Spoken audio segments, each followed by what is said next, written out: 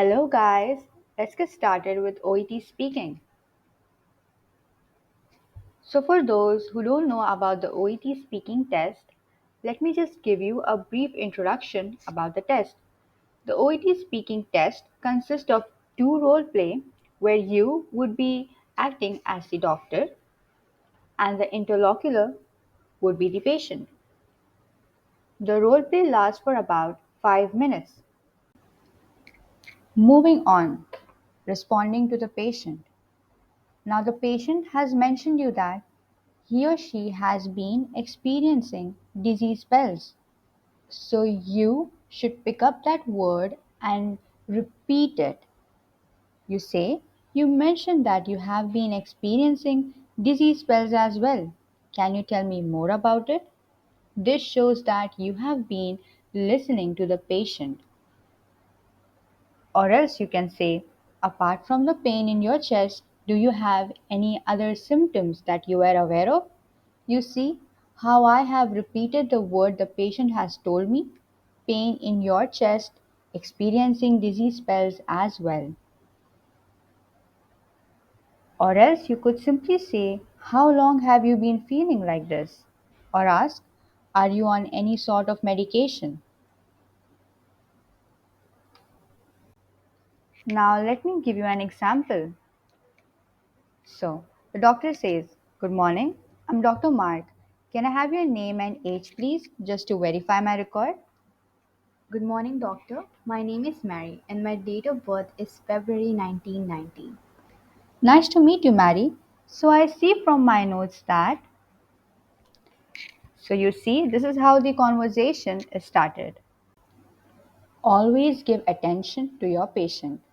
Remember, it's very crucial that you pay attention to each and every single word that the patient tells you.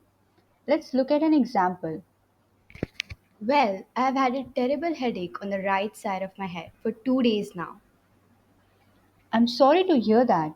Can you tell me more about your headache? This is a proper response. Remember, the patient has already mentioned you that he or she has been having the headache for 2 days now. So, you do not need to ask her when the headache started. So, this statement here, I am sorry to hear that. Can you please tell me when it started? Is wrong.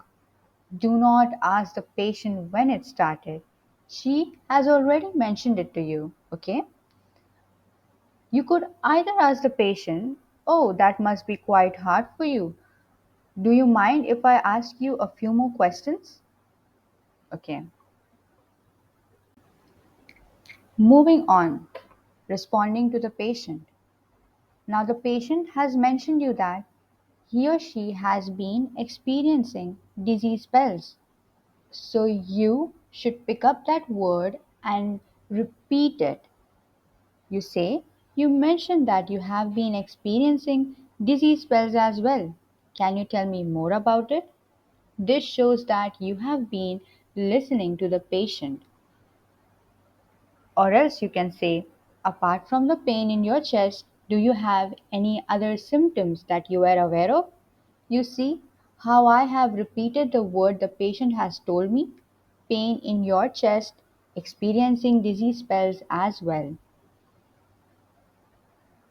Or else you could simply say, how long have you been feeling like this? Or ask, are you on any sort of medication? The tip I would like to share with you is that always show empathy towards the patient. Remember, the patient is consulting you and is in need of help. You're supposed to show empathy towards the patient, and the OET grades you well if you show empathy towards the patient. So, now let's look at some examples.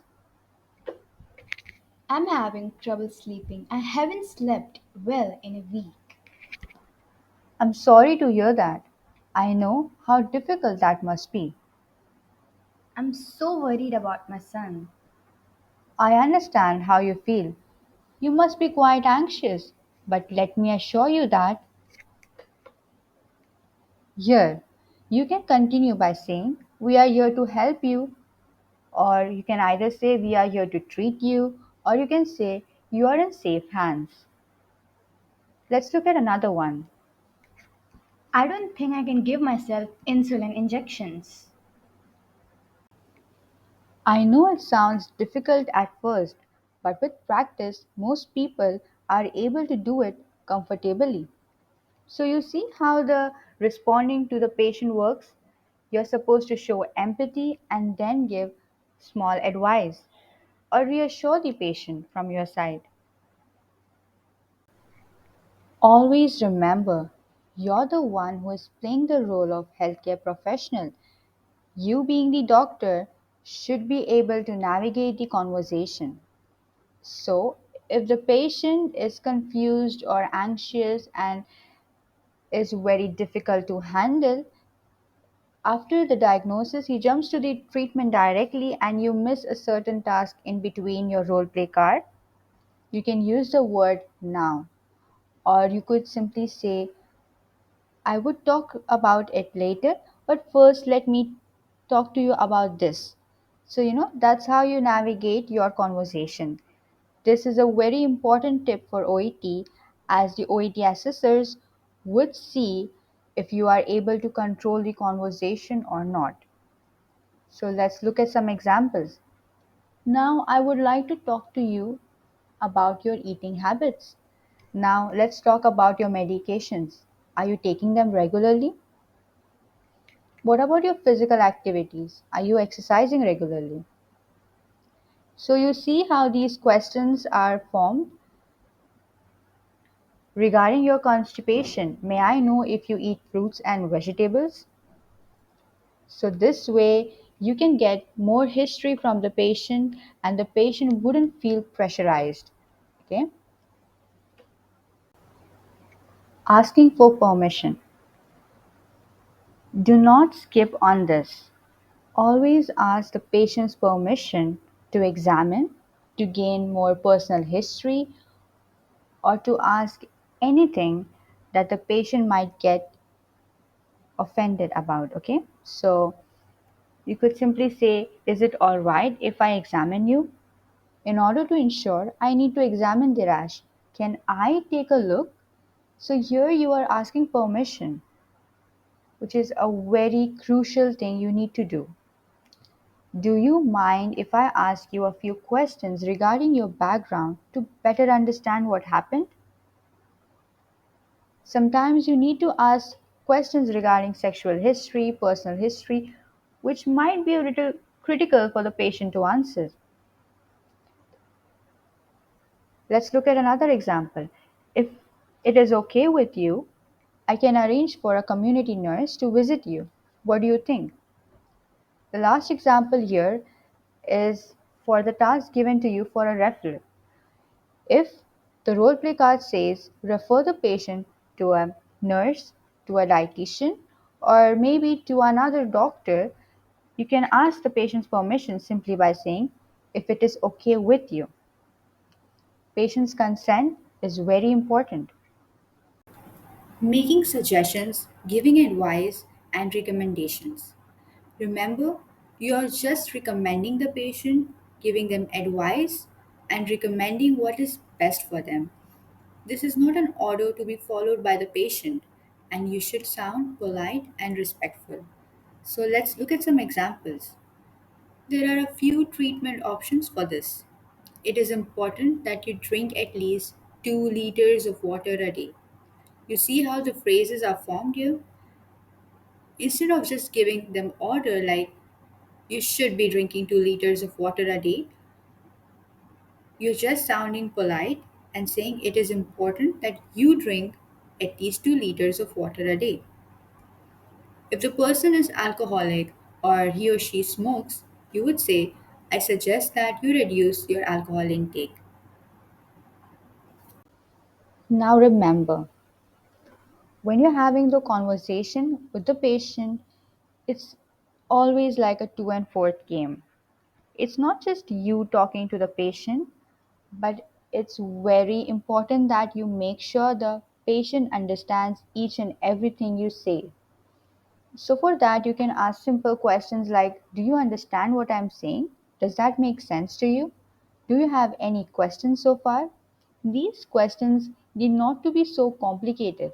So I have formed very simple questions so that everyone can understand and learn. I hope these are helpful for you. Once you're done with all the tasks on the role play, you could simply end the conversation by asking a question like, do you have any further questions? Is there anything else I can do for you today?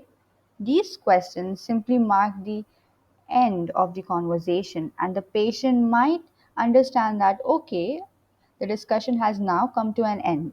So it's very clear.